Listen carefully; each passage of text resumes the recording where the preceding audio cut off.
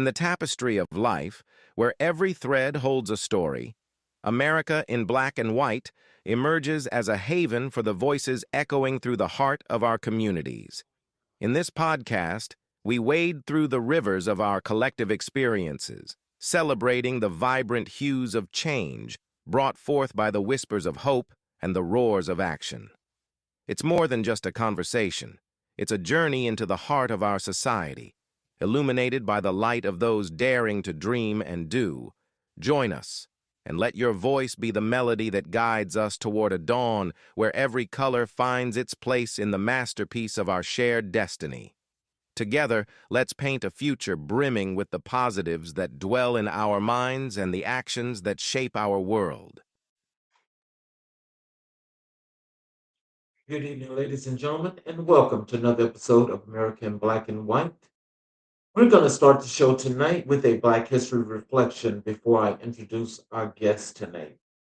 We're going to do a reflection on Maya Angelou. Maya Angelou taught us that you may encounter many defeats, but you must not be defeated.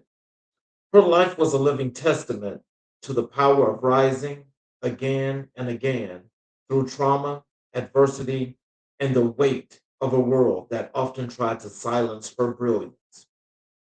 Angelou believed that courage was the foundation of every virtue and that our stories, especially the painful ones, become instruments of healing when we dare to speak them aloud.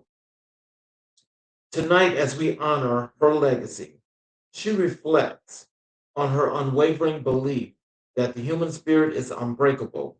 She reminded us that our scars are not signs of weakness, but proof that we survived. And in that survival, we gain the authority to help others rise. Her words echo through our conversation this evening because our guest embodies that same spirit of resilience, transformation, and purpose-driven leadership. So as we get into tonight's show, we gather at the crossroads of resilience and rebirth, where adversity becomes assignment and survival becomes service.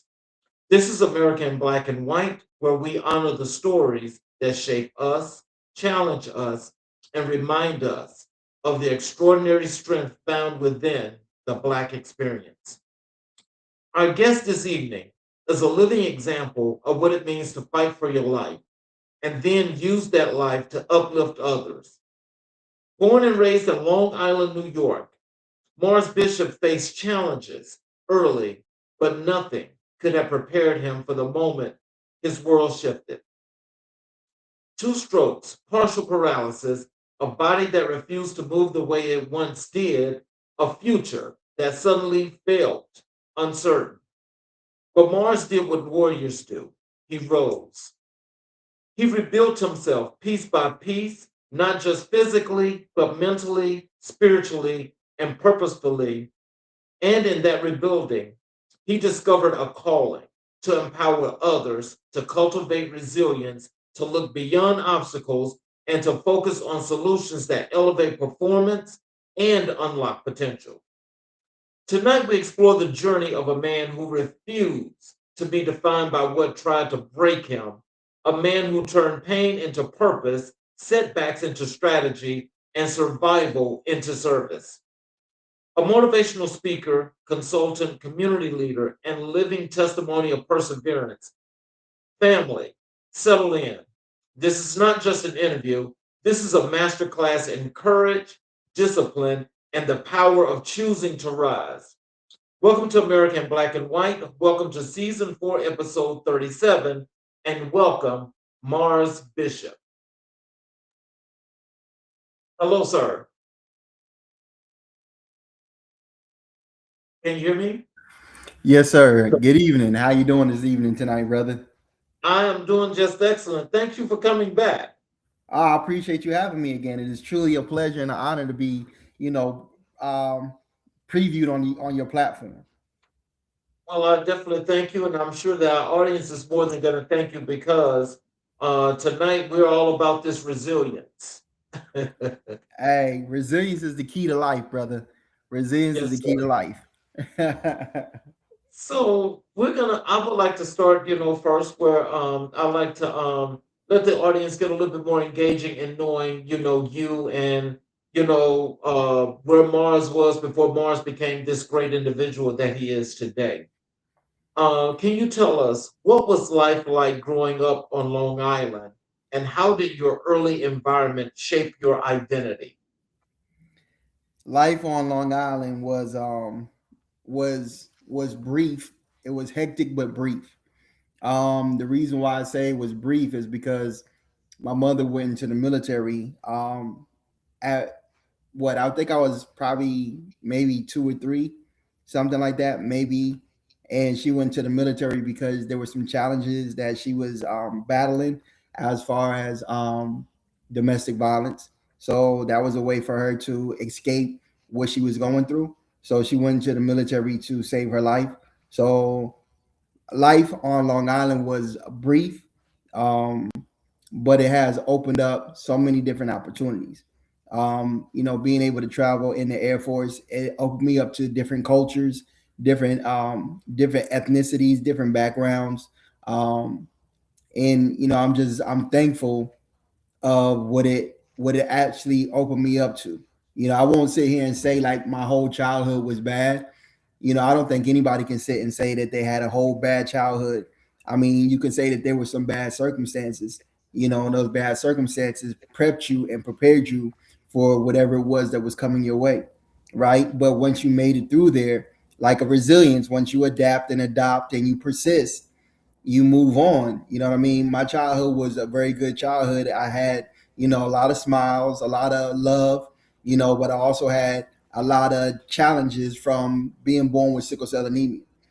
You know what I mean? So if my mother didn't enlist into the military, basically her escaping what was trying to take her life ultimately saved my life as well, because that's when I was diagnosed with the sickle cell. That's when she found out, and from there, I've had some of the best healthcare, as far as like military healthcare, military benefits. So that was actually beneficial to my survival. You know what I mean? And then with the type of mother that I had, when people hear, I'm not even sure, if your listeners are really acclimated with sickle cell or what it is. I'll give them a quick background of what sickle cell is. So sickle cell really is a deformed red blood cell that lacks oxygen, right? So once it comes out of the bone marrow, it breaks down and it goes into a sickle shape. So your blood cell is actually like a crescent moon, right? So when it's compacted in certain areas, that's where you get the crisis, that's where you get the pain because of the lack of oxygen that it has. So once it gets coagulated in these areas, this is where you get the pain come from. And what they like to do as far as like doctors and hospitals, the healthcare system, is they like to put you on these narcotics that they try to say is going to basically control the pain, but actually by them giving us these narcotics, it actually induces the pain because now you have become codependent on something that really your body wasn't made to be codependent on, and it breaks down the body a little bit more. So my mother, because of the type of individual she is, she made sure that as I was growing up, I was never codependent on any of these narcotics. And whether they be the opioids, as we know today, the opioids have destroyed so many lives. It has broken down so many people's mentals. It has made them addicts, basically, because opioids is an offset of heroin. Oh, wow. So yeah, so basically, when you think that you're actually helping somebody get better, is you're actually tearing down their internal organs, which is what sickle cell is because it's a blood disorder. It's gonna break down your organs. So by my mother's thinking and her mindset, she kept me from being one of those type of individuals who was addicted to any narcotics. So that's why I said I had the opportunity of having a better childhood because of what she did for me. So when you think about that, and you could think about just how resilient you had to be, How much do you pull from that past experience as you're going forward today, doing all these wonderful things that you're doing? Oh, how much do I pull from it? I'm be honest Yeah. with you, Charles. Mhm. I live in it. I live in it Oh, wow. because you know what I'm saying. One thing I will always try to tell people is that when you grow up with a chronic illness like sickle cell anemia, and you're always in a constant state of pain, there's not a moment that I don't wake up that I have to persevere and endure some type of discomfort, some type of joint pain, some type of bodily pain, whatever it is. So my mind has been acclimated to knowing that this is something that I have to persevere through, right? And like I've always told people, people will always, say about getting stem cell transplants or getting a bone marrow transplant. I will never get rid of sickle cell because sickle cell makes me, this is what lets me know that I'm alive. You know what I mean? Okay. So when you're in a constant state of pain, when you're in a constant state of discomfort, it makes you not be comfortable with being uncomfortable. So, Wait, let me say, it makes you comfortable being uncomfortable. So when you're in a state of being uncomfortable all the time, you know that that's not a place that you want to stay. So you know that it puts you in a mindset of persevering and enduring and pushing through any challenge that comes your way. So that builds your resilience. That builds your tolerance. That builds the fact that you have to go out and you have to do something, right? Despite whatever it may be, and that is it's so impactful in what we do today as far as like when you're an entrepreneur, you're in this industry, how many no's you get. And you know what I'm saying? There could be times when you say, I want to give up. But when you look at everything that you've gone through and you've had this pain your whole life, you know that you can't give up because this is something that is not going to let you give up. Does that make sense? So I'm constantly using this all the time as a resilience, as something to help me keep pushing. when you mentioned the stem cell transplant, now, to my knowledge and what I've actually researched to find out is that is this the thing that they're doing to actually, as they say, to cure sickle cell? And if so, what can you tell our audience, especially those that have sickle cell, the do's and don'ts, the why or why nots when it comes to this? Well, with me, um, from the beginning, the doctor tried to tell my mother when I was 16 that I wouldn't live till I was 18 years old and that I needed to have a bone marrow transplant. And the bone marrow transplant at that time was just in the what do they call it? Like the trial stages. So it was never anything that was, what I'm saying, like, okay, we can give you data and say that this person has made it through, right? So when they came and they told my mother that and she looked at me, I just told her, I was like, Mommy, I'm not playing with my life. You know what I mean? Like, this is what God gave me. This is how I'm gonna die. So I will never, like I just said earlier, I will never give up sickle cell anemia. I will never, I will never, what I'm saying, try to do a stem cell transplant. I will never do a bone marrow transplant because of the fact of if I gotta go through more pain to get out of pain, then really how is that a cure? You know what I'm saying? And if my body doesn't attach to that bone marrow, or if it's not a good match, I'm out of here. I've heard stories about people who've actually passed away because of the fact of their body didn't take to the bone marrow or the stem cell transplant. So what am I gonna play with my life for?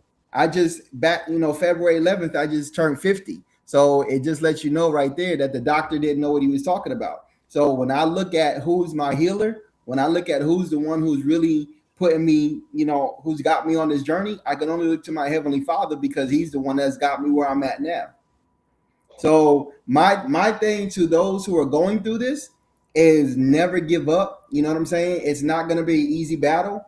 Yes, you're going to have times where you want to die, but I can guarantee you, if you keep your faith and you keep your mind and your faith strong, God will get you through anything.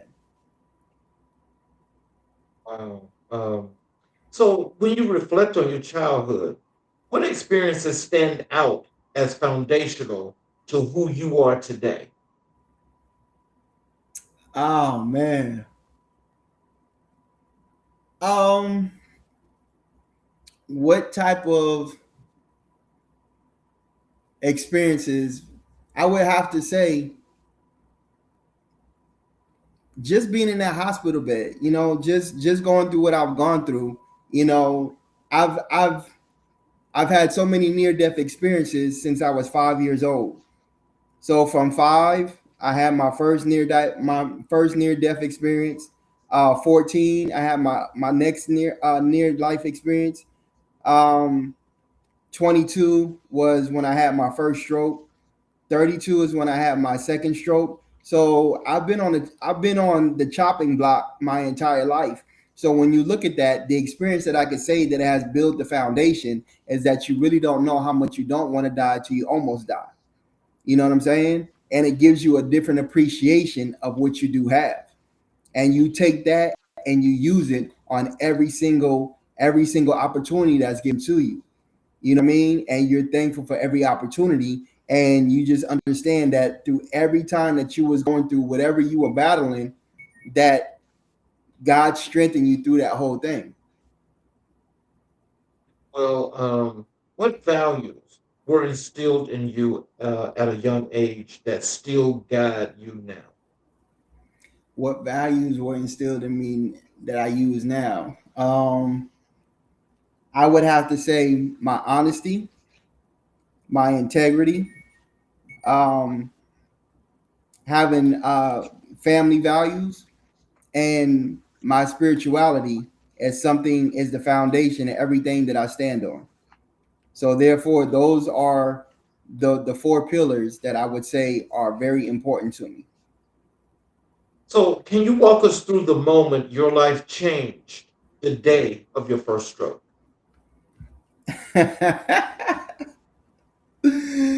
The day that I had my first stroke, man, it was like I said, it just made me appreciate the fact of the value of having life. You know what I mean? Because growing up, being to the fact that I've been in and out of the hospital, my thing was I hated God. Like I hated I can honestly say with all my heart I hated God because I was wondering why did you give me this particular curse, right? And I'm the only person on both sides of the family with this curse. So the day that you touched me and the day that you spared my life was the day that I found out how much I didn't really want to die. You know what I'm saying? Even after all the times that I'm sitting there and I'm cursing at you and I'm hating you, basically it just let me know like, okay, you actually have strengthened me. You know what I'm saying? So it actually showed me where my inner strength was. It wasn't a curse, it was the inner strength that I had to tap into. Wow. So, what were the immediate thoughts or fears that crossed your mind during that experience? The immediate one was I don't want to die on a bus.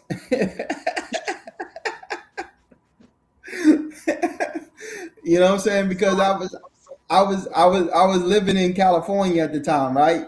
No, it's cool. It's you can laugh because I laugh at it too. If you can't laugh at yourself, who can you laugh at? Mm. Right? But Right. I was living in California and I was in a destructive mindset. So I was leaving from Inglewood going to LA. And it was the last 20 minutes of that bus ride that my fingers went numb, my lips started tingling, my eyes went blurry when I had those symptoms. And it was just was like, God, why not right now? That was my first thing is like, don't do this to me right now. You know what I'm saying? Because my mother, she wasn't in California. I was in California to go to school. I was in California because I wanted to pursue my love for entertainment and music. So if I would have died on that bus, nobody would have known. You know what I Mm. mean? So that was my first thing is like, not right now. I don't want to die on a bus. So, was there a different impact that occurred when you had the second stroke? I can't I can't really get into the second stroke. The second stroke. I would just say this: the second stroke really just it just opened my eyes a little bit broader as far as to me taking care of myself, right? Me making sure that the things that I was doing, I was putting myself in a better mental state. You know what I mean? Because unbeknownst to me, I still had that mindset of wanting to die. So I wasn't really doing the right thing. And I just want to say, like, not to be too graphic about it, it was a more intimate moment that caused the second stroke. So I really don't want to, what I'm Oh, saying, I don't kind of want to get into that particular type of discussion. right. Right. You feel me? Yes. Okay. Uh, yeah. So what was the hardest part of your recovery process? The physically, the mentally, and the emotional.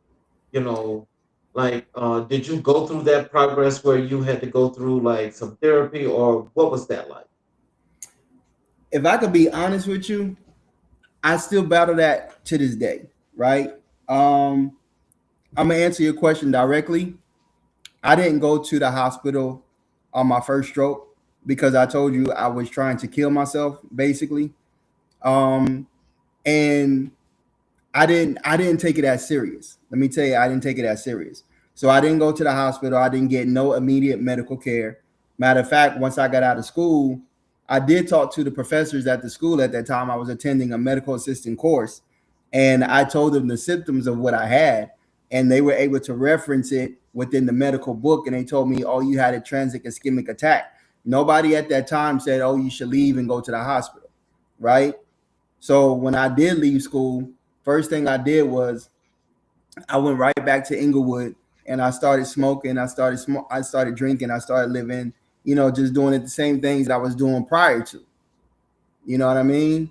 So Wow. I didn't get no medical attention at all.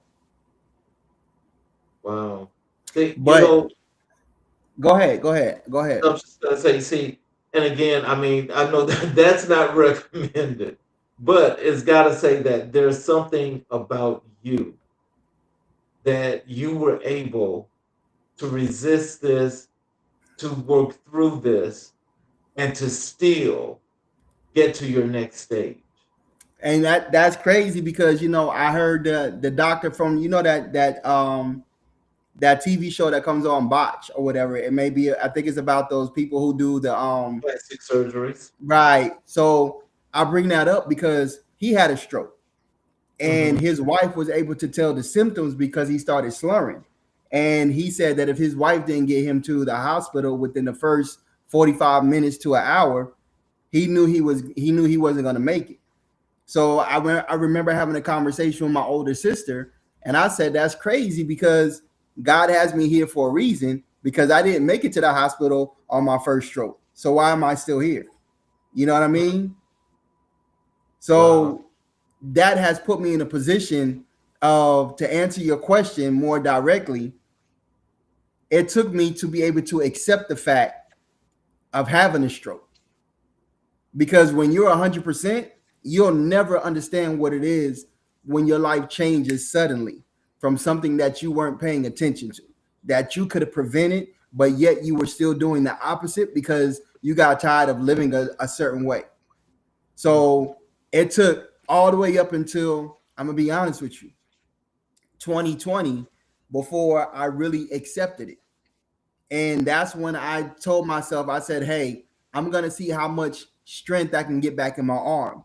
And I'm going to put myself in a position of really dedicating myself to my rehabilitation." You know what I mean? So since 2020, all the way up until now, I get up 3 times a day, Tuesday, Wednesday, Thursday. I'm up like 2 o'clock in the morning. I'm in the gym by 3. I work out till 5. I drink water now. I drink more water. And I just live a more healthier lifestyle. You know what I'm saying? But one thing that I have done, Charles, I'll be honest with you, is that I've taken the sick off of sickle cell. You'll never hear me say sickle cell unless I'm referencing to somebody else. I call it super cells. You feel me? Because it's the thing that has strengthened me. So I believe that my mindset and being able to adopt the resilience and transition in myself. You know what I'm saying? Like it says, be not conformed to the world, but be transformed by the renewing of your mind. I renewed my mind, and now I put myself in a different position to where I don't look at the problem, but I look at the solution. And I've always been a solution to the problem that God gave me, or the challenge that God gave me. Let me say it that way, because I'm the solution to every challenge that I will ever have. And I believe that is so important for every individual to understand, is that you are the solution and you are the problem to to anything that comes your way. It's just how you flip the coin. The coin has a head and it has a tail. What side of the coin are you looking at? Wow. You know, so so was this like just this natural strength of resilience that you're showing, or was this something that you learned to get through the phases? Because it sounds very, very positive, and it sounds like you're just proof positive as to what you were going to do. I will tell you this. It's more so based off of my relationship with God. If anybody knows, the story of Jacob. Jacob was the only one who wrestled with God, right? Hmm. And Jacob's name was changed from Jacob to Israel because he said, I wrestled with God and God spared my life.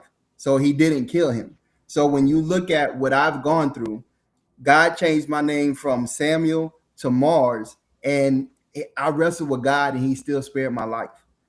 And if you even look at the story of Job, God took everything from Job because he told the enemy he could touch him, but he could not kill him. So therefore, I look at it to the sense of where maybe on that bus, God God was able to God was able to allow the enemy to touch me, but yet he couldn't kill me. So, you can take everything from an individual. As long as they don't curse God, God will rebuild you. So I would say it's more so my spiritual relationship and my connection to God that I have that gets me through everything. And it has transformed my mentality. So, how did the partial paralysis on your left side reshape your understanding of strength? It showed me how to do everything from a different perspective. Not, like I said, I no longer look at the challenge, I look at the solution. You know what I'm saying? So when you live on your own and you got to do everything for yourself, you don't look at, oh, I have a partial paralysis. You have to look at, how can I get this done, being to the fact that I'm the only one here. You know what I mean? So it helped me to be more strategic. It helped me to find different techniques of how to do things. I like to say this in when I'm doing my workshops, or if I'm having a keynote engagement, I do Hmm. more with one hand than most people do with two all day. Right. You know what I'm saying? Because I don't look at limitation as far as like an arm or a leg. I look at limitation as far as like what your mind is focused on, how you use your mind. You know what I'm saying? You're only disabled when your mind is not capable or able to think past where you are. Does that Hmm. make sense? That, because that's a true limitation. Yes. Yeah. Your body only does what your mind tells it to do, That's right? where mind over matter works. Say again. I said that's where mind over matter works. That's where mind over matter works. That's correct, sir. If you don't mind, it don't matter.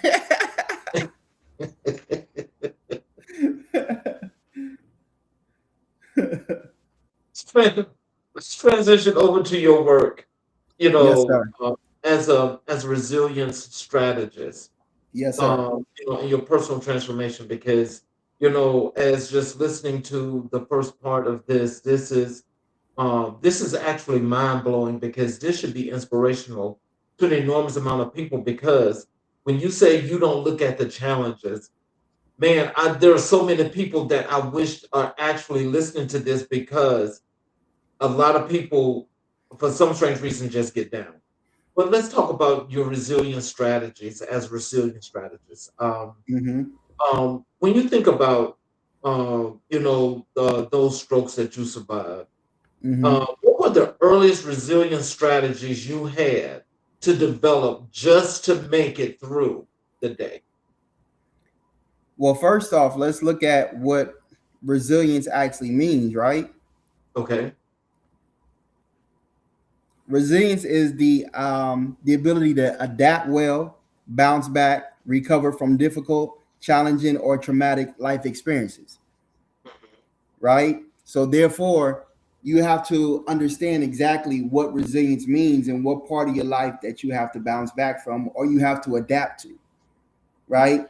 And I think a lot of times we get so stuck on the fact of what the challenge is that we lose focus on we have the ability to come up with a solution. You know what I mean? So for me, it was just to make sure that I focused on what the true solution was, and I used that resilience to actually strategize how I was going to put myself in a position of becoming better or surpassing where I was. Because I knew at that point in time, I knew I didn't want to be stuck. Right. And then when I was led from my 9 to 5, it showed me even more so how to basically find a different way of looking at where I was, right? So everybody, and I know this probably isn't a question that you ask right now, but when you look at anybody who's done anything great, right? You look at what they've accomplished instead of looking at who they become. You can't accomplish anything great if you don't become great within yourself first. Mm-hmm. You know what I'm saying? So, like I always tell you, I believe Dr. King was great. Yes, I do. I believe that Malcolm was great. I do. I believe that I'm gonna just use this really quick. I believe Tupac was great. I believe Nipsey Hussle was great. Right? Right. It wasn't what they did that made them great. It's who they became and the resilience that they had to persevere through the challenges that they went through. Okay. Now, for me personally, the two that I focus on the most is Malcolm X and Tupac because of their mental. You okay? Oh yes, sir. My allergies. Okay. Malcolm, it was his mindset. Like right. when I read the autobiography of Malcolm X, Malcolm said that it was a reporter that asked him what school did he go through? What school did he go to? Malcolm said, I didn't go to school. It was the school of books that I went to. So that automatically showed me that knowledge is perpetual. You don't have to be in a classroom to learn. You can make a classroom out of your living room. You can make a classroom out of your car, wherever you're willing to study and learn. You know what I mean? Like that's what it showed me. And then with Tupac basically having that same mindset of just acquiring so much knowledge. Knowledge is the key to everything that's going to make you better. Knowledge is what's going to open up the door. You know what I'm saying? Because when you can make yourself a person of value, a person of worth, then you can present yourself as somebody that can help another individual to achieve something or acquire a goal, an aspiration, or a dream that they may have for themselves. Well, so let me just ask you this. How did your understanding of resilience evolve from something you practice privately to something you now teach publicly? The bounce back. What is your bounce back? Right? What is your bounce back and how are you going to bounce back? When you look at a rubber band is stretched past its capacity, right? A rubber band's actual creation is to be stretched and wrapped around something else. So that way it can hold it together. And if you throw it, a rubber band will bounce back to you. It'll come back, right? So when you're stretched past your capacity, is it going to break you or is it going to help you to understand how to wrap yourself around another situation or another circumstance? So therefore, you're not putting yourself in a position of where you give in to whatever that challenge is, right? Because when you look at trauma is a psychic behavioral disorder that stems from either some type of physical challenge or an emotional challenge. We've all been through something emotional, right? Every day you get up, you go through something emotional. how do you look at what you go through? You feel Right. me? Right. Like, come on, the bounce back is right there. It's up to you to say that I'm not gonna allow this to stop me. You know what I'm saying? And like I told you, I've been dealing with something that's tried to break me my entire life. So if you didn't break me at 18 years old, you think I'm gonna be broken at 50? It don't add up to me. Yes, sir. You're You right. feel me? So when you You're got the bounce back effect and you know how to come back from the things that you've gone through, the challenges no longer present an obstacle. Because like I said, I've learned how to look at them from a different perspective. I flip the coin. It may be on tails one day. I may go through something difficult on that day, but guess what? I have an option of flipping it again, and it may land on heads. But it's how I look at the situation. There's something that says when you change the way that you look, when you change the things that you look at, the things that you look at begin to change. You feel me? Yep. So, how are you looking at the obstacles that you're going through? Do you look at the glass as half empty or half full? Because hell, me, the glass was half empty when I was born. Mhm. Oh You wow. you feel me?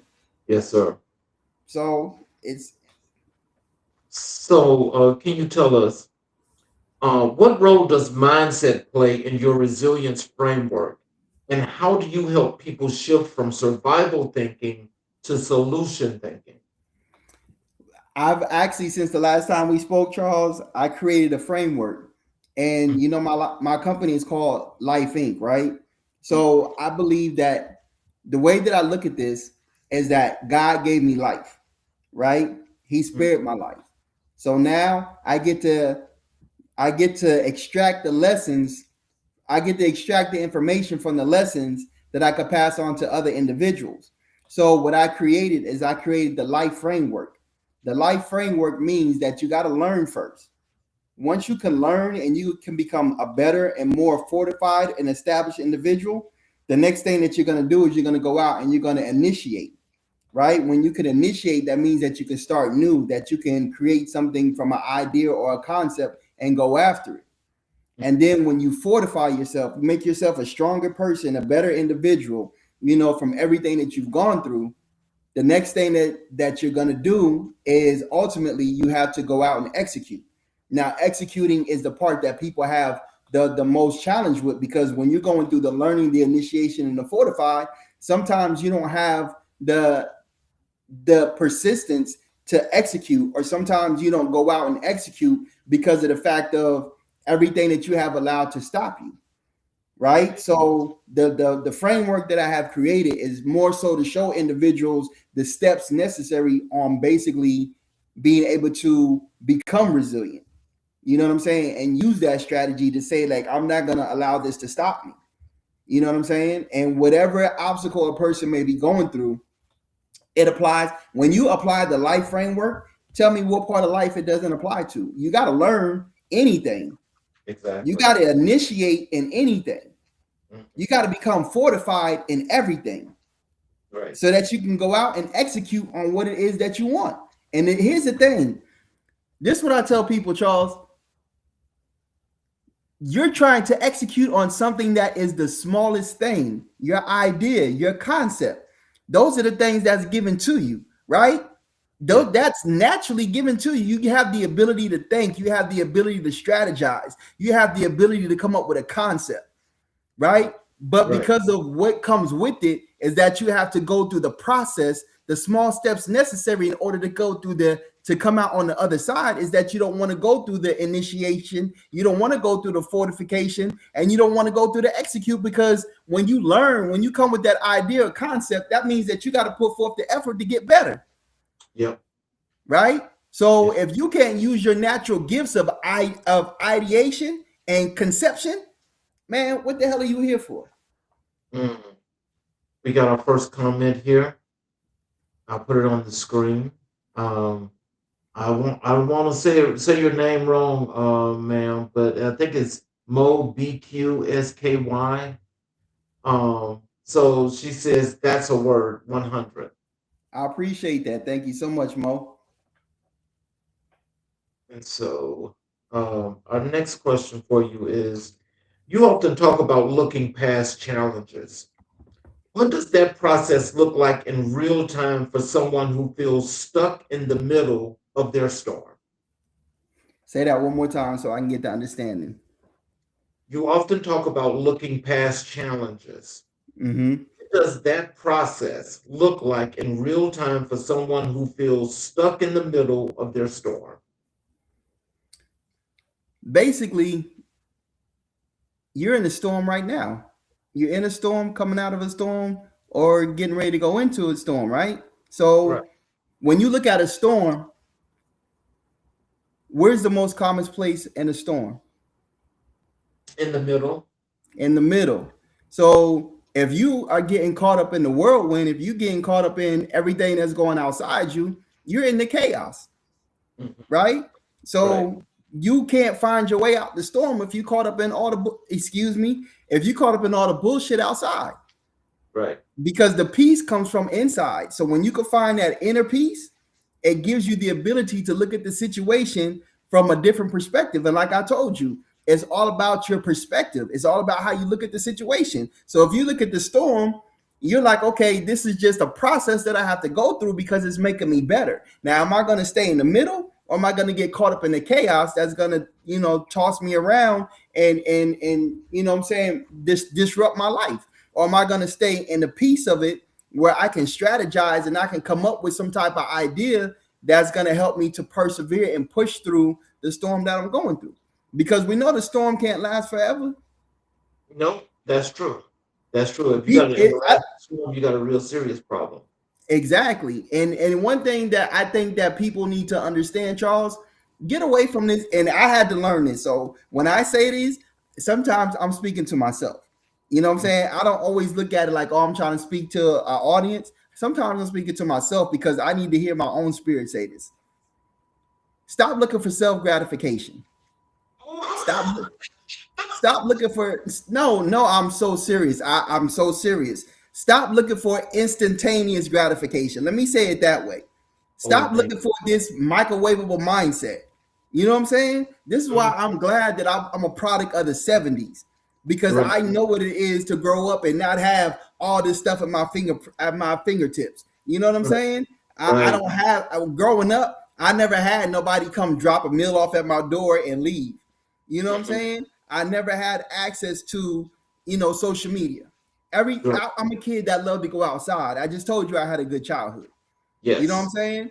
We Yes. had to be in by the time the street lights went out. And Street light. if you wasn't in front of your house by the time the street lights went out, you was about to get your ass whooped, right?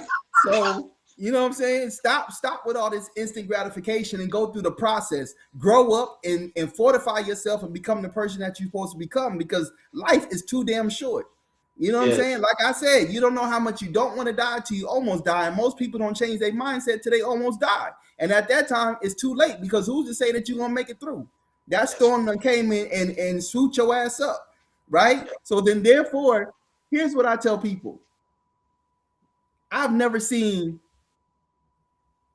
the streets go on trial for anything. I've never seen life go on trial for taking another person's life. Mhm. Life will come and take your life and go on to the next person and take their life, and keep it's a repetitive cycle. Mhm. So if you can't learn to fortify and strategize yourself to become a better individual, like I said, what the hell are you doing? You know what I'm saying? Because life ain't guaranteed to nobody. And instantaneous gratification is just you being in your own way. Yeah. So there's another comment here. This one's from V Brown, 1999. Exactly. You never prosper from being selfish. Now that's from my mother, so I gotta tell my moms what's up. And if she knows, you know what I'm saying, she understands, like, me being selfish in the beginning is what was part of my detriment. You know what I'm Mhm. saying? If I could be 100% honest with you, selfishness will kill everybody's aspiration, dream, or goal, whatever you have. You know what I'm Yes. saying? So when you can step outside of your own selfishness and look to how you can be an asset to somebody else, Mhm. that's where the true gratification comes from. You know what I'm saying? Yeah. Because Uh, go ahead. I mean, no, go ahead. Ask your next question. No, you go ahead, because you're saying you're dropping a lot of gems, and I'm just hoping that these folk are actually picking this up. Hey, Jesus said, "Those who have ears will hear." You feel Mm-hmm. me? It's Mm-hmm. not for me to try to speak to the masses. If one person picks it up, I've done my Mm-hmm. job. You feel me? But Yes. go ahead because I forgot what I was getting ready to say. Oh, here's what I was gonna say. If you're not being used, you're being misused. Oh. So if you can't get out your own way to help somebody else be in a position of where they need to achieve something, then you're not being used. You're being misused. You feel Oh. me? Oh, So wow. therefore, you're still in your own way because you can't do anything with a closed fist. This right here is a powerhouse, but when Uh-huh. you open it, this right here is like a gratitude, right? It's saying, okay, here I have something for you. It's not trying to take anything from anybody. You Right. feel me? So Yes, sir. you God wants to use you, and if you don't let God use you, you being selfish. Mm. Can you walk us through a moment when your resilience strategies failed and what you learned from rebuilding them? Oh man, I'm being honest with you. I learned quick, Charles. I did an engagement at UGA, right? And this was supposed to be a 6 week workshop. So I actually had their whole 6 week upward bound program. And what happened was I did not I did not facilitate the right way. And basically it became more so where people took it as being personal, like they felt like it was an attack. Mm. And I've learned from there is that, for one, with the way this new generation is and the way that they look at themselves as they the in all those other act, you know what I'm saying? And no disrespect. Again, I didn't grow up like that. You feel me? Right.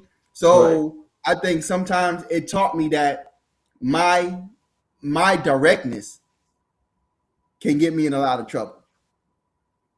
Well, I will say this, as they talk about, evolutionizing, one thing Hmm. I can say just like you is I didn't know what the hell that meant, the Exactly. pronoun.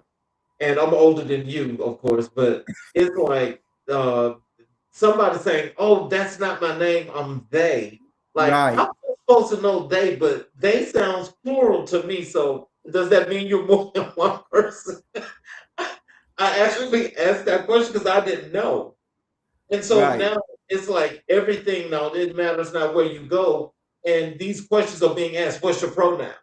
Yeah, exactly. And sometimes I look at that, like I have to think about it, like what is a pronoun, and then I have to think about like I'm a he and him. You know what I'm saying? Like I've Right, never had that act, and it's no disrespect to anybody else's gender, what they want to identify themselves as, but what I'm saying, when you come from that type of area, that era, what I'm saying, we didn't grow up with all these different whatever you want to call them, right? It was just awkward to me. And I'm gonna give you more of a more direct experience. So within this same experience that I'm talking about at UGA, there was a young man, and I had said, something about a mother and father, right? And I said that I didn't grow up with a father, and I said, you probably come from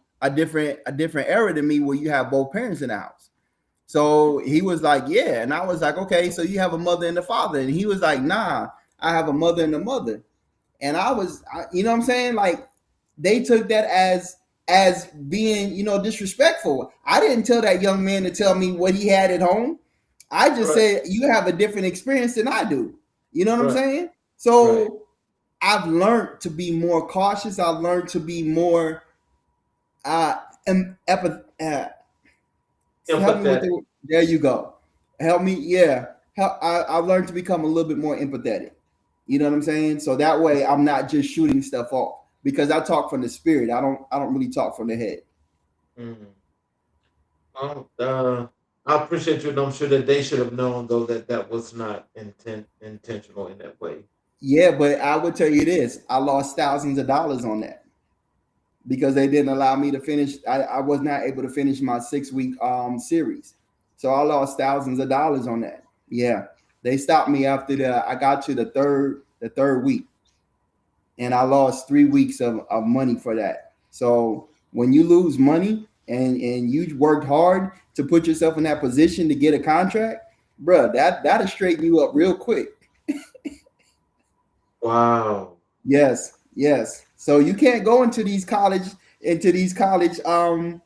institutions and think that you're just gonna free ball. Nah, I learned that quick.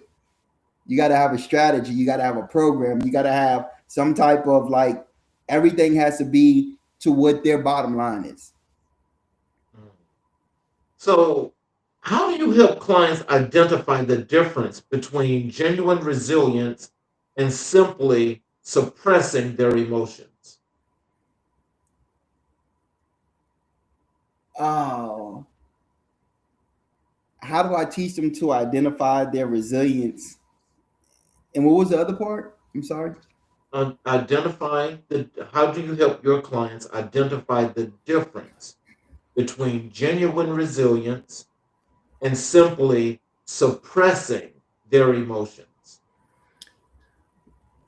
Well, when you have real resilience, you know that it's something that really can't stop you, Hmm. right? When you Right. suppressing your emotions, you're putting yourself in a position of saying that I don't want to do this. So then therefore you're making a conscious decision to say that I'm going to give up or I'm going to quit.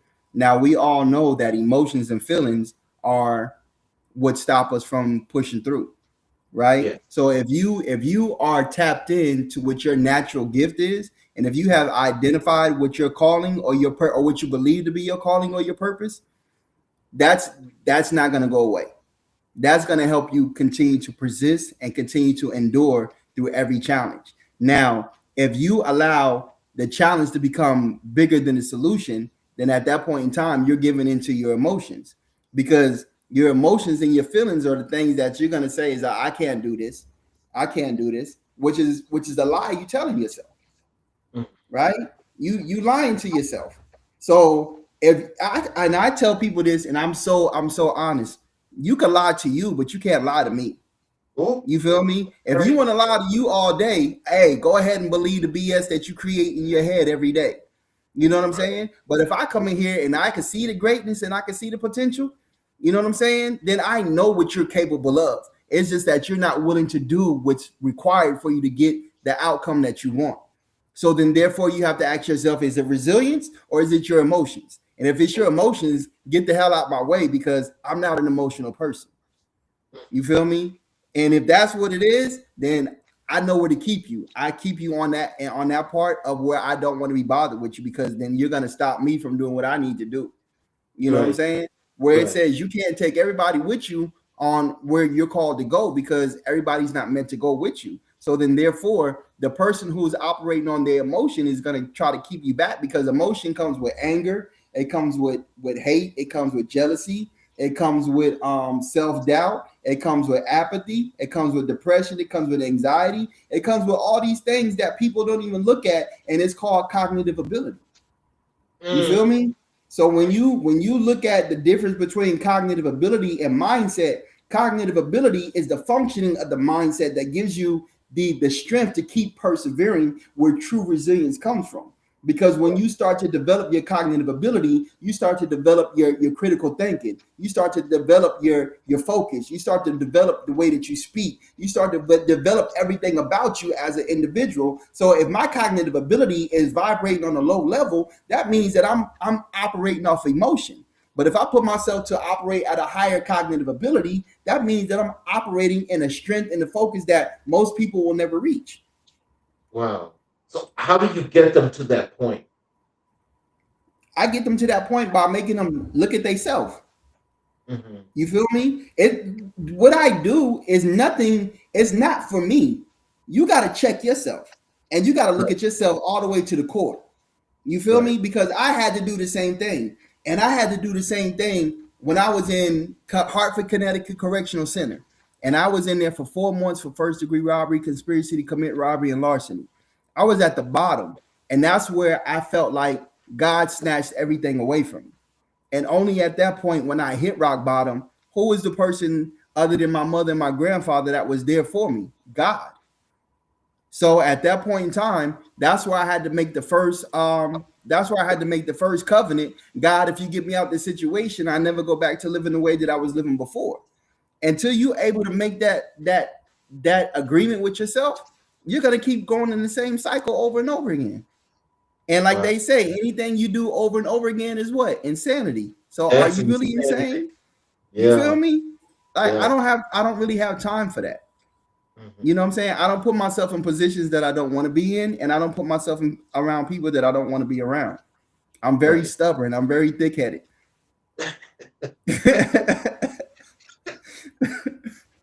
I'm so serious, Charles. I'm so serious. I'm very stubborn. Well, I'll tell you this. I guess people can look at that in many ways, but I can tell you this. From not just your first appearance on the show, but to now, and to have more of this moment in this interview where you get to learn more in depth of your work. Yes, I don't call it stubbornness. I mean, it's like, people can say you're set in your ways, but when you have a focus and you have a vision and you're driven, that's where you go. Exactly. So, people can see it in all kind of ways, but that's kind of like how I see it. I will ask you this question. I ask this question, and I like to ask this question just to test people's, what I'm saying, like sometimes their insight. What did Jesus apologize for? I don't think Jesus apologized for anything, because he ain't apologized for a damn thing. Right. He said what he said, and when they didn't accept him, he moved on to the next region. Yeah. He said what he said, and he meant what he said, right? Right. But he spoke as a man of authority. You feel me? He never went back on his word. He never said, "Oh, my bad, my apologies." Man, I said what I said because I know who I am. And if you feel like you can't handle what I say, then that means that you're not comfortable in your own skin of knowing who you are. So I speak with authority. That's why I say I speak from the spirit. I don't speak from the head, because I know who I am. And I know that my Savior, the one that put me in this position, that called me to be in this position, told me to go out and speak to the masses. He ain't say be weak. He ain't say be timid. He said, I will give you the right thing to say at the time when you need to say it. Right. He ain't sent me to go apologize. No, he didn't. No, he didn't. What are the most common barriers you see in people trying to build resilience, and how do you guide them through those blocks? The most common barrier that I will see in anybody is disbelief, self-doubt. You know what I'm saying? And I believe that really what goes on in this day and age is a lot of apathy. A lot of people are disconnected. And I believe that a lot of this disconnection comes from this little device that we carry around all the time.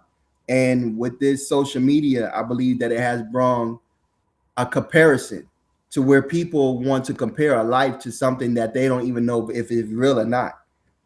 You know what I mean? So I see self-doubt. I see lack of trusting in their ability a lot, man. And that's tearing down a whole lot of people. You know what I'm saying? And I only speak that from a person who had low self-esteem and who came from self-doubt.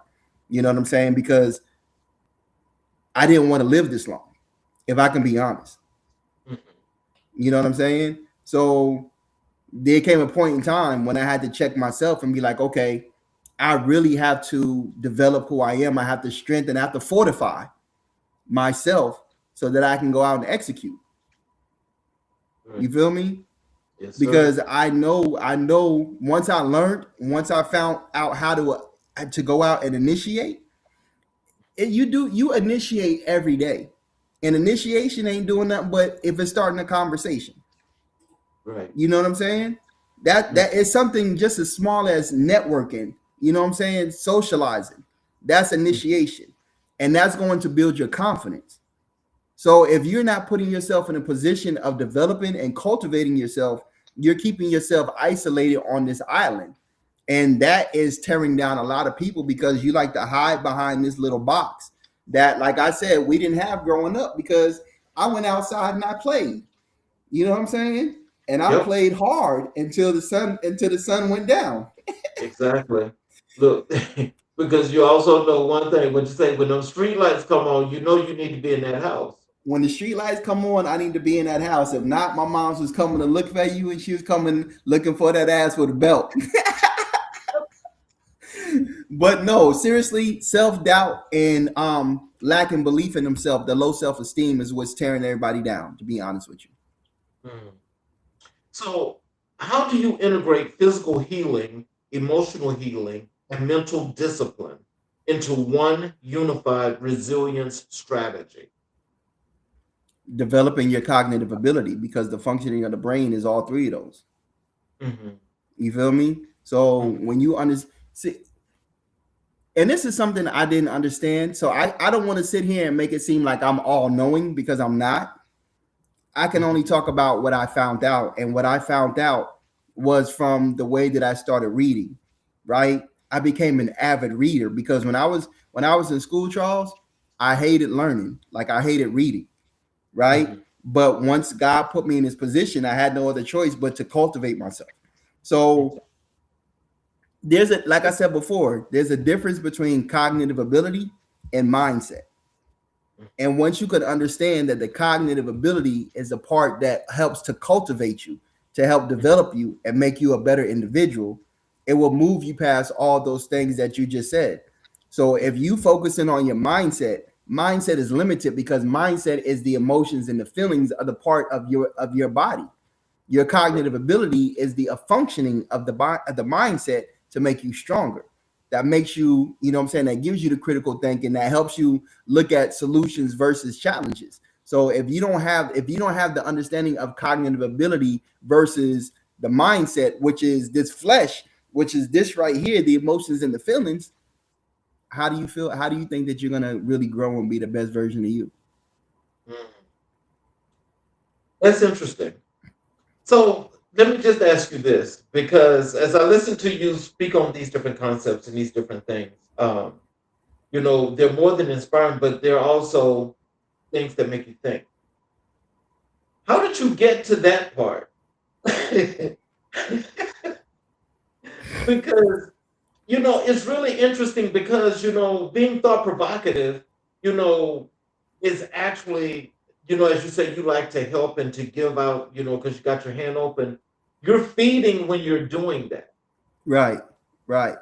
So how did you get there?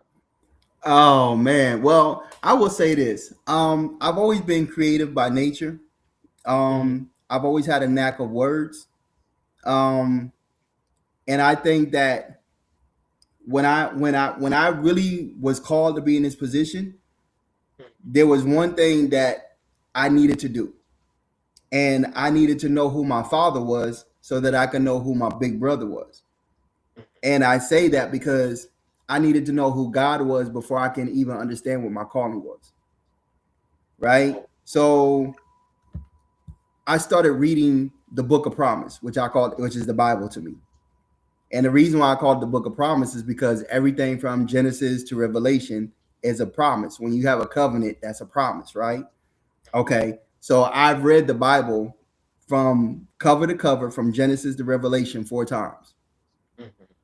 So within that, you have no other choice but to gain insight because you're edifying your spirit. You know what I'm saying? When you edify your spirit, you're edifying every part of your natural body, right?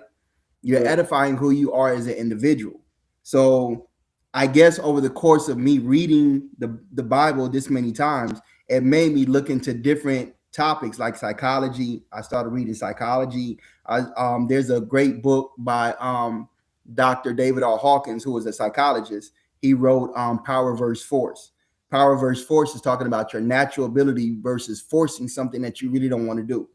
You have your natural ability, which is your ideas, your concepts. Those things put you in a better position because what I learned is that you make more money off your ideas than you do your labor, right? So I read Power versus Force. I read another book. I can't grab it right now.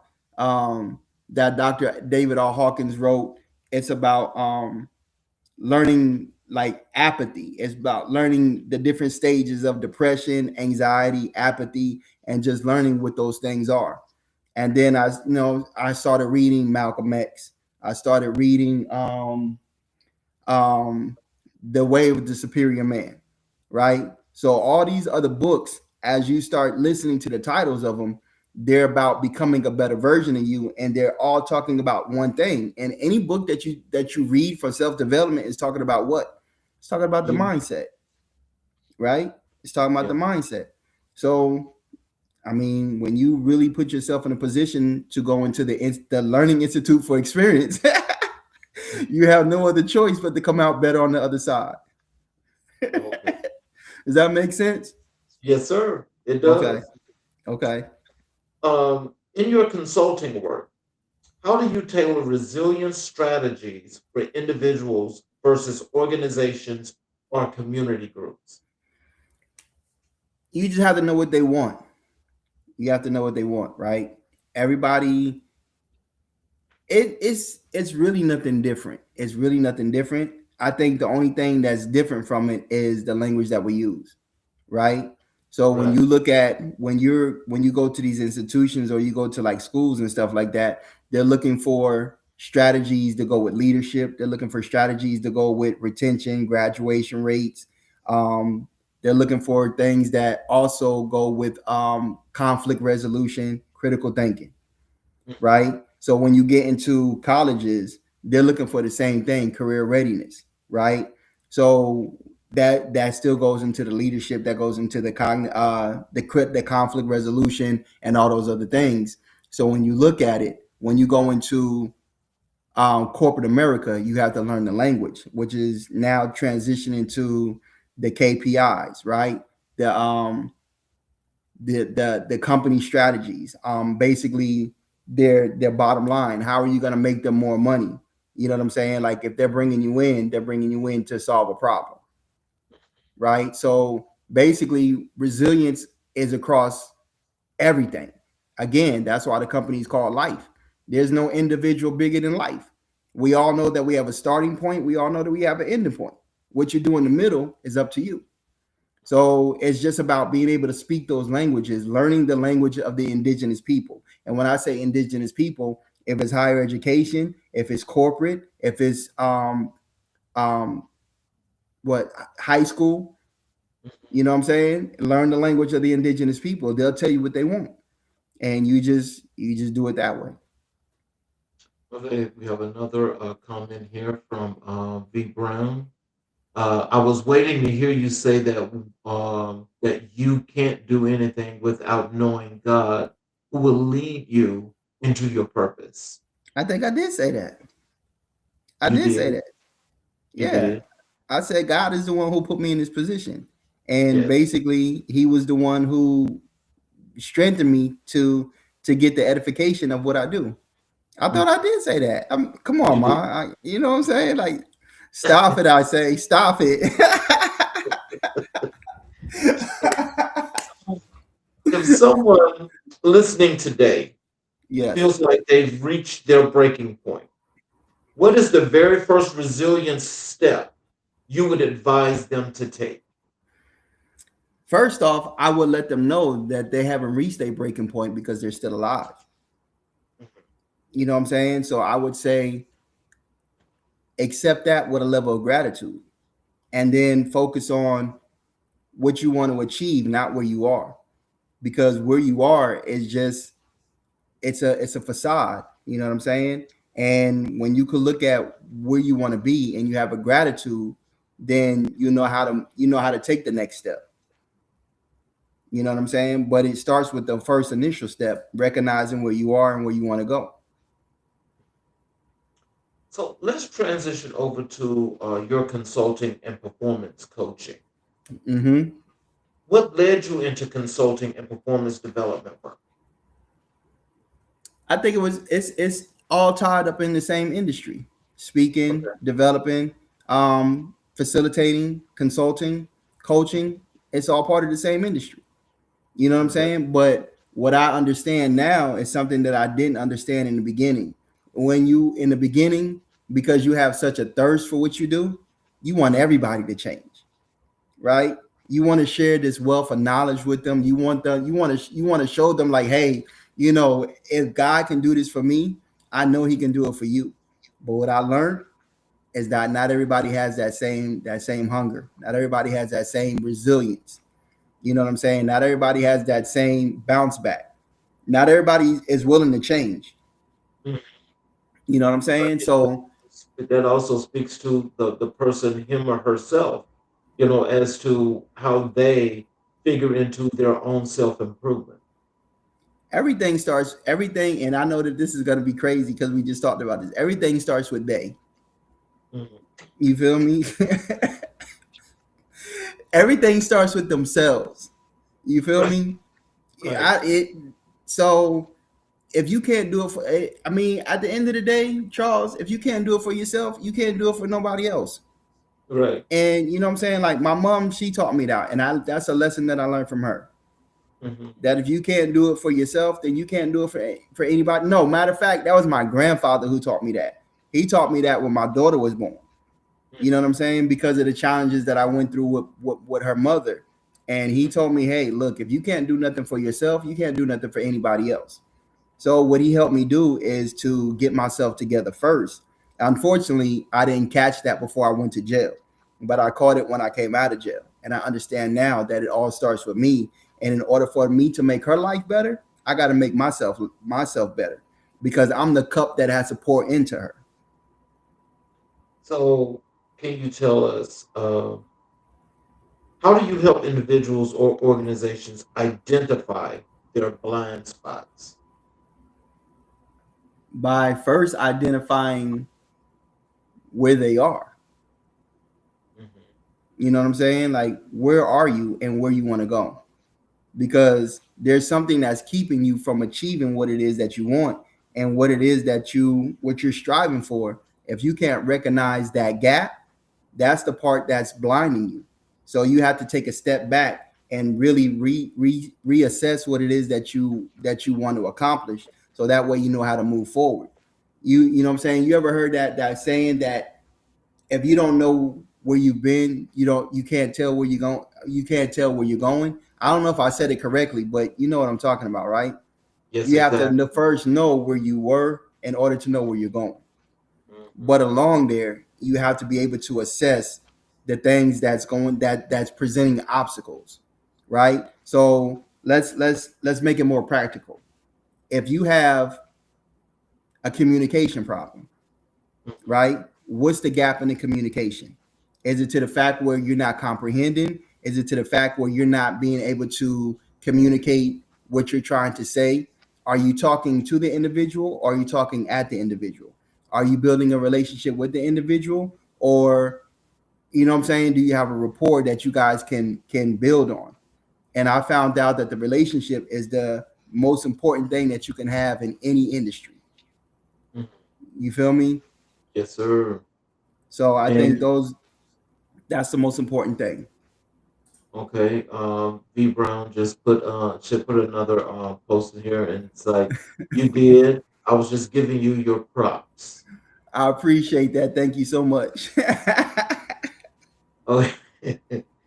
um, what strategies do you use to help people shift from problem focused to solution focused thinking? Which strategy? Yes. Um, Let me see. How can I say this? Tell me the end part of that question again, Charles, so I know that I'm answering the correct way. What strategy do I use to help people go from? To help people shift from problem focused to solution focused thinking. I basically use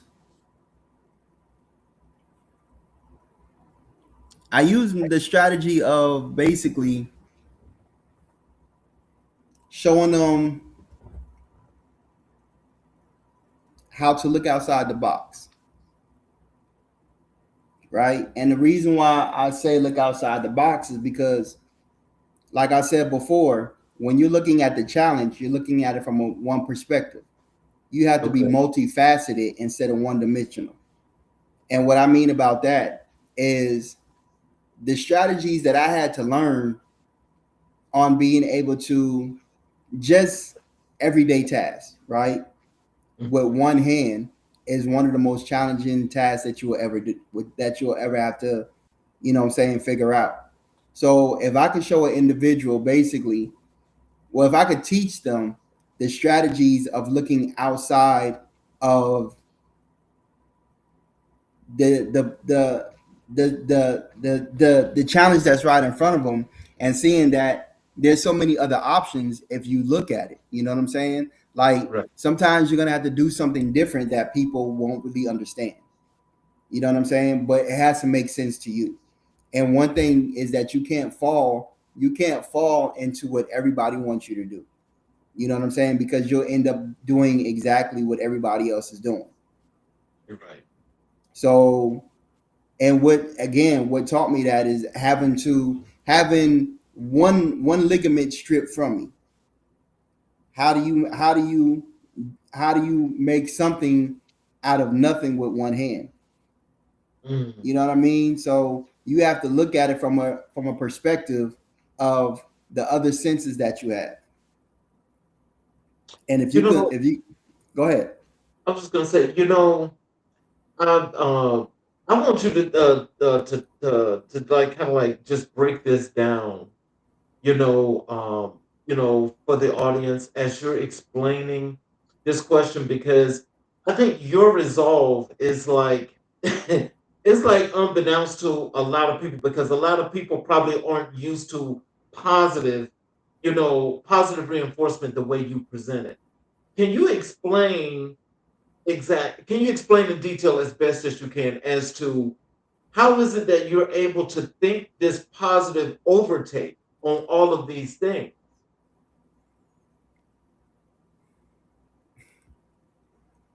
I don't have an answer for that because I just do it.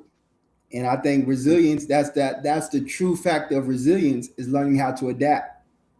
You feel Mm-hmm. me? Like Mm-hmm.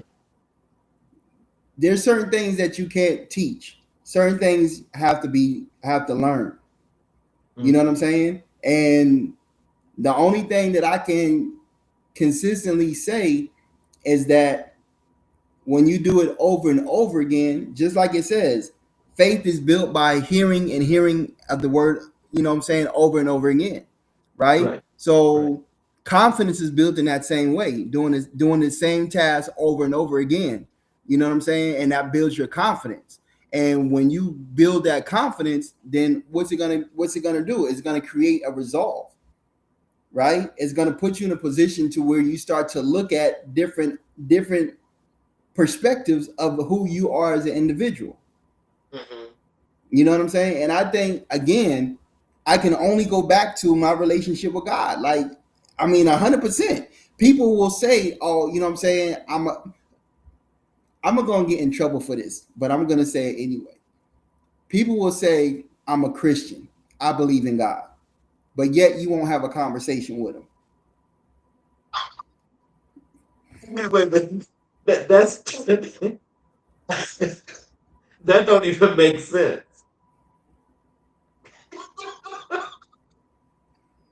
Again, certain things can't be taught; they just learned. Okay. Great example. Um, how do you define maximizing potential in practical terms?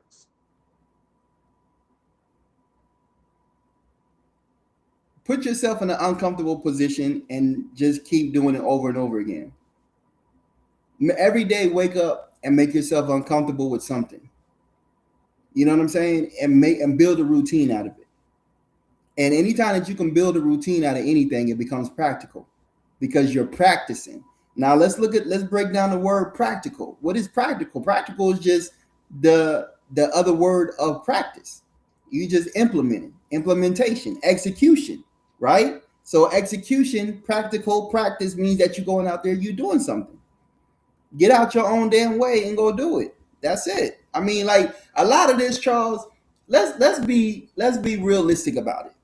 A Mhm. lot of this is not like some big like philosophical thing. You know what I'm saying? I'm not Gandhi. I'm not gonna come up with some great quote. You know what I'm saying? I just learned from the shit that I've been through. And I learned to get up off my ass and stop asking. Because what made me do that is that my oldest sister, she works for like elderly, what's it called? Like when you work for like elderly people and you're always helping them. Yes, that's in those homes. Right. Okay. So, you know what I'm saying? When I would always ask her for something, she would always be like, why you don't just do it your damn self? You know what I'm saying? Mhm. So Okay. when you have people like that who don't limit you, you know what I'm saying? You start to look at it differently. Like, okay, you're right. I'm not gonna ask you. You know what I'm saying? And it's not to say that I have any grievance, but you're absolutely right. If I had access to use my other arm with all ability, would I be asking? Mhm. You feel Okay. me? Yeah. So when you have people that let you know that, hey, you're not limited. You're trying to use me as a crutch to now put yourself in a position of being limited. You feel me? So I have people around me that knew me before I lost mobility within my arm. And my brother, those people I respect and I appreciate them so much because they don't try to minimize, they don't try to hold me back. They tell me, you know what I'm saying, like if I wasn't here, what would you be doing? So you got to ask yourself in that same situation to maximize your potential. If nobody's there, how would you maximize yourself? Mhm. That is a really good question. It is a really good question, but I also have to say, I like that explanation that you just had because, um, again, a lot of people, though, I will say, it takes them a lot longer than others because sometimes, the resilience is really not there, and sometimes they really do feel like all hope is lost. Mm-hmm. But you know, and I know you're right. It's not like, oh, like it's just rocket science and it just fell out the sky and boom, it just happened. Right. But Right. I gotta say that if people aren't strong naturally, do you think that they would have the same kind of resolve that you have? Yeah, because anything can be developed. Okay. Anything can be developed, right? So if you look at, let me see, what is a great analogy that I can use? All right, I don't know if I told this the last time that I was on here, but if you look at a bamboo tree, Hmm. right? When you Hmm. take the seed of a bamboo tree and you plant it in the ground, Hmm. bamboo trees grow in the ground Yes, they do. and they take 5 years for them to come out of the ground, Hmm. right? So when the seed is planted and you water it, can it not grow to be something stronger? Can it not grow to be something that is going to be more mesmerizing? Hmm. You know what I'm saying? And this is why I say with coaching, why I don't like coaching is because people have the autonomy to say, either yes, I want to do this or don't want to do this. Now, the biggest thing that can upset me within coaching is that you waste my time and say that you want to be better, and then you're not willing to do the work to make yourself better. You know what I'm Right. saying? Right. So when you look at the analogy of the bamboo tree, you have to understand that anything can be developed, anything can be grown, anything can be cultivated. You just have to first turn over the dirt so that the seed can be planted on into fertile soil. And once it's planted in fertile soil, that's where the roots start to grow. You know Right. what I'm saying? The tree, you could take a big sycamore tree, you could take a big oak tree. That oak tree ain't grow overnight. You know what I'm saying? It didn't grow to the length and the strength that it is overnight. It was a process. So Hmm. that's why I said get out of this self gratification, get out of that whole I want this right now. Everything in life is a process. Right. So, What are the most common barriers you see people struggle with? Quitting too soon. Mm, Quitting too soon. And what I mean by that is that it's not in them, right? You say you want something, but soon as that first, like, let's go back to the disciples. mm, They were in the boat. They were going from Galilee to the other side of the ocean, right? right. Now, they almost wanted to give up because the storm came, not knowing that they had the person in the boat who could seize the storm, right? So when you look at that, that's just an analogy to let you know that everything that you need is inside of you. But if you quit too soon, you won't get to the other side of the sea because the Wow. storm is going to make you quit. And that's what we talked about, staying in the peace, staying in the middle of the storm. Right. If you can stay in the middle of that storm, you can get to the other side because everything you need is already inside you. So Right. when him being in the boat, he was in the boat with them, the boat being the analogy of who you are as an individual, everything's inside you. Why Mm, would you quit? It ain't in you. wow. So, how do you help clients develop discipline and consistency? You make them do it over and over again. So, repetition. Everything is repetitious. I mean, every day you get out the bed, every day you brush your damn teeth, every day you take a shower, every day you use the bathroom, you cleanse yourself. What part of life is different? This is why I say, Charles, I'm not giving you like all this like great strategy. Like I just, it's already in us. You do it every day. It's a routine. Mm-hmm. So what part of that routine do you not implement into the other part of your life to achieve what it is that you want? Why is resilience so different from getting up brushing your teeth every day? Why is But, it different from you getting up taking a shower every day? but see, again, I think that, again, that's the $1 million question because you see, some of us aren't just self motivated, but it's those that are not. And that question does come to play like, I wonder why are you struggling so much more than this person? We Mm, know that everybody is different, but again, as they say, circumstances are different for a lot of people, and people are affected in so many different ways. I say, like, that energy that you got, package it up and sell it. I'm being serious because I'm telling you, that becomes infectious, but that's a good thing, though. You right, know, right. when it gets that way, it's kind of like, I don't, it's hard to explain really, but it's pretty much like you pretty much can pick up on the right energy and Mm-hmm. the wrong energy. And when you pick up on the right energy, it's like, okay, I need to understand something a whole lot more because I don't get this part. I don't get this part. Now they do move and they try to do things, but they're not on. They're not at least at the 8 before getting to 10. Okay. Now, some of those, that's like, well, I just really don't think I could do this. Oh, well, All I don't right. know if I'm good enough to do this, and so forth. And they're down on a 2. So if they're on the 2, you're gonna have to work a whole lot harder with them because they're just not getting it. They're not. I'm not gonna say that they can't be motivated, but they want to be motivated, but don't know how to be motivated. They don't know how to think in those critical areas to make things happen.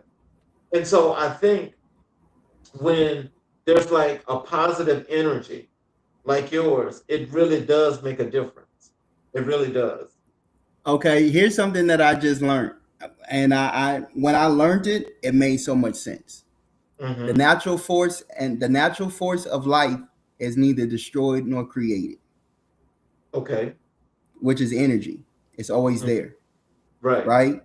When you look at the electricity that's in the confines of the wall, Hmm. when you turn off the lights, does the energy stop?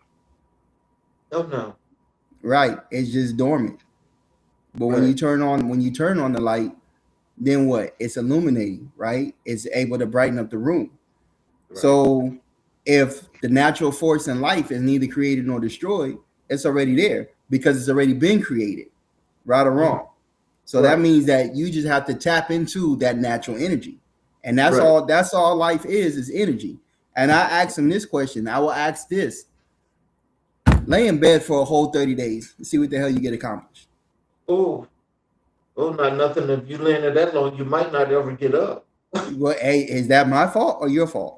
No, and that's the thing. It's not. But that's what I'm. But see that's the thing. I'm not asking you per se. It's a question to the audience. Lay in the bed for 30 days and see what you get accomplished. Wow. Great question. I learned that from being in a hospital bed. When I do talk to my sickle cell community, my first thing is get out that bed because that bed is a casket. If you become so comfortable laying in that bed, you're just laying in a casket. You don't want nothing else. Get your ass out that bed, move around, and allow that energy to build and allow it to flow in a different way. So I look at things from both sides, right? Like I said, I could take what God gave me as a strength and I could use that, you know what I'm saying, in a whole different way because I know both sides. I know the side of growing up with something that I didn't ask for. And I was given something that I didn't ask for, right? But I've been able to correlate it to that one thing. I never asked to be in this position of speaking, coaching, developing. I didn't ask for this. I promise you I didn't, right? But when he put you in a position, do you stop? If somebody's going to offer you a check for, let's say, I'm gonna keep it real simple.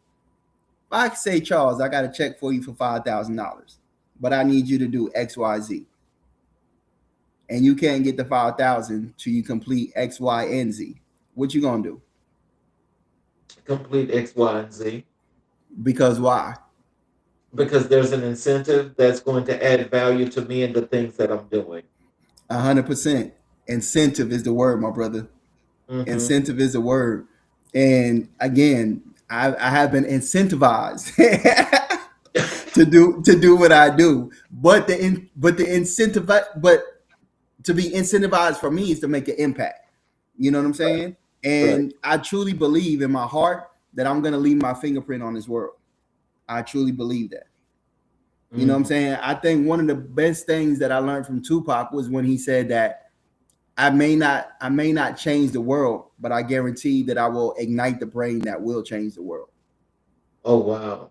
Now see that in itself, that's impactful on its own, because that thought process means that this is all about what I do and how I do it. 100%, 100%. Now, if you could have people come from the slums, what we consider the slums, right, to make it to the top of their industry and entertainment and become one of the biggest names that is still spoken about 30 years later. You left your fingerprint on this world. Yes. Malcolm X died in when? He died before his birthday. 50? Come on, help me out, Charles. 60 something. 60 something. Yeah. Okay. But he died right before his birthday. Right. 60 something to now is how many years later? Oh wow, yeah. We're talking about it's over 50. It's over 50 years. And people still speaking about Malcolm X? They still speaking about what he did? Yes. Dr. King died when? His is 60 something as well. They were like pretty close in proximity to their deaths. And we still talk about the impact that he's made. Did he leave his fingerprint on the world? Oh yeah, most definitely. And here's the crazy thing: neither one of those people wanted to get into any of the civil rights movement, the Black people movement. Malcolm was a criminal. You feel me? Malcolm was a criminal. You know what I'm saying? Drug dealer running around Harlem. Come on, man. And we talking about somebody who came from the bottom and left his fingerprint. Dr. King didn't want to get into the civil rights movement. That's a known fact. Yes. But he left his fingerprint on the world. Yes. Why can't I do the same thing? Of course you can. Why can't the next person do the same thing? Of course they can. It's just about them finding out what they are here for. You're not just here to look pretty and just be on social media. You know what I'm saying? You're here to make an impact. You're here to be used. Like I said, if you're not being used, you're being misused. Mhm. I gotta remember that one. I'll send it to you. I gotta remember that one because as I think about that, and I put that in the memory bank. There's so many people that need to hear that. Mm. Because I I'm think gonna keep that one too. because that in itself that adds incentives as well. That's an Mm-hmm. incentivizing phrase. Mm-hmm. Because here's the thing: we always talk about, I'm not gonna let that person use me. I'm not gonna. It's how you be used. You know what I'm Right. saying? One Right. thing I remember listening to a Pac interview. He said that everybody gets pimped. How you get pimped is the thing, Yes. right? So That's true. how you get used and how you allow yourself to be used is two different things. Yes, sir. And my final question for you. Yes, sir. Can you tell us what does accountability look like in your coaching model? Accountability looks like you doing exactly what you're supposed to do and somebody guiding you along the process to get it done. Mhm. So if some like I'm a part of a accountability group um in the gym, and every morning we have what's called a tap in, Mhm. right? So we'll tap in, letting them know like, hey, I made it to the gym this morning, right? And what we'll do is we'll post that on each other's social media page. You know what I'm saying? And it's just an accountability, because when you're held accountable, it gives you more an incentive to want to do it, right or wrong. Mhm. You know what I'm Okay. saying? Yeah. So I think accountability is something that is not micromanaged, but it's helping to encourage and empower an individual to do something that they said they were going to do, because that's accountability. Accountability is holding you accountable to what you said that you was going to do and what you want. So, what are some words of wisdom and encouragement you'd like to leave for our audience in closing, as well as how they can connect with you via your social media, your website, all those wonderful things? Um, I will close. I will close with saying one of the most powerful quotes that I still quote today. And I told this to my daughter when she tried to tell me some BS nonsense, right? And and she said, "Dad, I feel like I'm trying to find myself." Right? The thing is this. George Bernard Shaw said, "Life's not about finding yourself. Life is about creating yourself. Mhm. Everything that you want, you create. You already know where you are. You're not trying to find yourself. You're not trying to do none of that. You know what I'm saying? Only thing you're trying to do is decide on who you're trying to become, and you're trying to create that version of you. So when you can tap into the version of you that you want to become, and you create it by the ideologies and the concepts, it's basically going back to the life framework. Learn, initiate, fortify, and execute. Go out there and do it, because the only true failure comes when you quit. Mhm. So, uh, how can they connect with you via your social? You can connect with me all platforms. Everything is under Marz Bishop, MarzBishop, at any social media. Or So, you can email me too at Life Inc. Movement, LifeIncMovement at gmail.com. before I do my closing monologue, I want to say to you, I want to thank you again so much for blessing Thank us you. with your presence because, again, the uplifting is what's so important. And in community building, is words of wisdom and encouragement that you're offering that makes so much of a difference to a lot of people. Because as I was mentioning throughout, this interview, is that there are a lot of people that aren't self starters, and they really do need that push and that help to get going. And I want to Mhm. thank you so much for delivering this again on American Black and White. I With thank my you, closing, Charles. and with my closing monologue, I want to say this.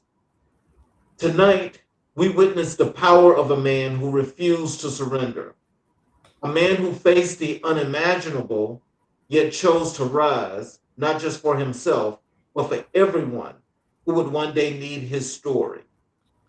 Marz Bishop reminds us that resilience is not a trait, it is a decision to fight, a decision to grow, a decision to believe that your life still has purpose, even when everything around you feels broken. His journey is a testament to the truth that adversity does not diminish us, it reveals us. It shows us what we're made of, it shows us who we can become, and it shows us that even in our darkest moments, there's still light waiting to break through. As we close tonight's episode, let Mars's story be a reminder that you're stronger than your struggle, bigger than your setback, and more powerful than your pain. Your breakthrough may be on the other side of everything you fear the most. This is American Black and White. This is our story. And tonight we rise with Marz Bishop. You Yes, all have sir. a great evening. Please come see us tomorrow night again, same time at 6 p.m. Eastern Standard Time, as we have another great show for you. Thank you again, sir. And I'll definitely be in touch with you. Thank you. I appreciate you, Charles, and thank you for the platform. I appreciate your time. Yes, sir.